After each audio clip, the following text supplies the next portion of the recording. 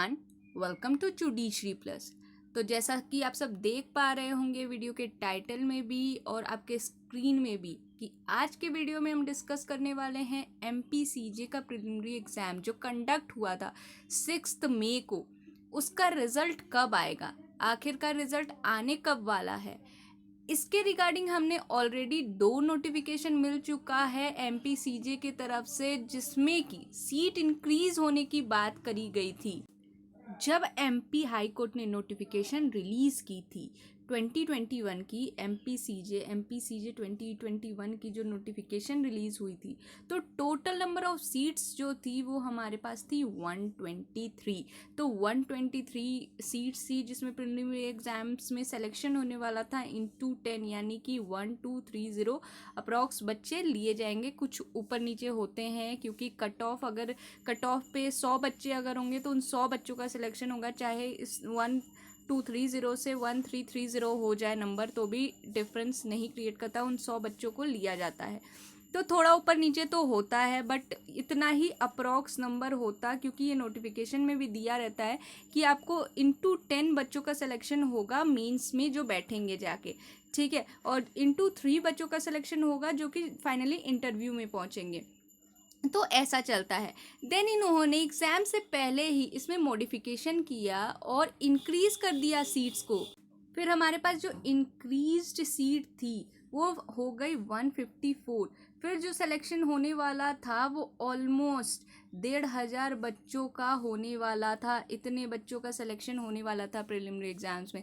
लेकिन after the conducting of preliminary examination, जब 6 मई को एग्ज़ाम हो गया कंडक्ट, उसके बाद इन्होंने फिर से एक नोटिफिकेशन जारी की जिसमें बताया कि जो बच्चों ने जिनका प्रीवियस सिलेक्शन हुआ था, उन्होंने जिसने ज्वाइन नहीं किया है, अब उस सीट्स को भी फिल किया जाएगा इस नोटिफिकेशन के द्वारा।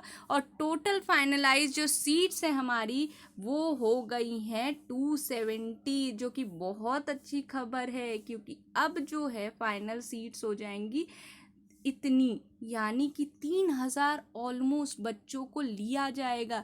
बहुत बड़ी नंबर है, बहुत ज़्यादा है। और जब बहुत लोगों ने इसलिए फॉर्म नहीं भरा था क्योंकि सीट्स कम थी, 123 टोटल सीट्स थी, जनरल के लिए तो और कम सीट्स थी, इसके लिए फॉर्म भी नहीं भरा था कुछ लोगों ने। लेकिन बाद में जो इंक्रीज़ हुआ है तो जिन बच्चों ने फॉर्म भरा है उनके लिए बेनिफिशियल हो गया है और बहुत अच्छे नंबर में होने वाला है, बहुत अच्छे लोगों का सिलेक्शन होने वाला है। तो अभी 3000 बच्चों का सिलेक्शन होगा। बात है कि आखिरकार हमारा जो है कट ऑफ कितना जाएगा। कट ऑफ के बारे में भी बहुत सारी बातें चल रही हैं, बहुत सारी यूट्यूब चैनल में भी बताई जा रही है कट ऑफ।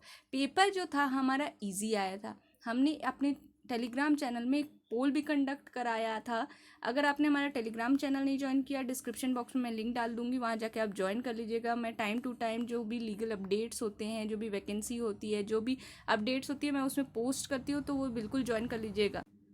तो जो उस पोल में मैंने डाला था, उस पोल के हिसाब से और भी थोड़ा सर्वे के हिसाब से जो डिसाइड हुआ, वो कट ऑफ अभी जा रहा है कि आपका 120 अप्रॉक्स कट ऑफ जाएगा जनरल के लिए, ठीक है।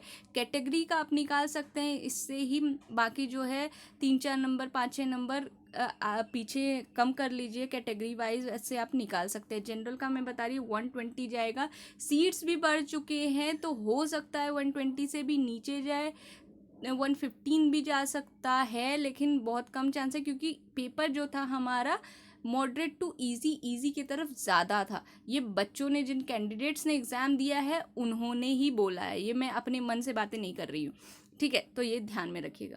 अब जो मेन बात है कि चले एग्ज़ाम तो हो गया 6 को, अब जो है रिज़ल्ट कब आएगा। ऑलमोस्ट 1 मंथ तो कंप्लीट हो गए, 1 मंथ कंप्लीट हो गए, अभी तक कुछ भी बातें नहीं आ रही हैं कि रिज़ल्ट कब आएगा।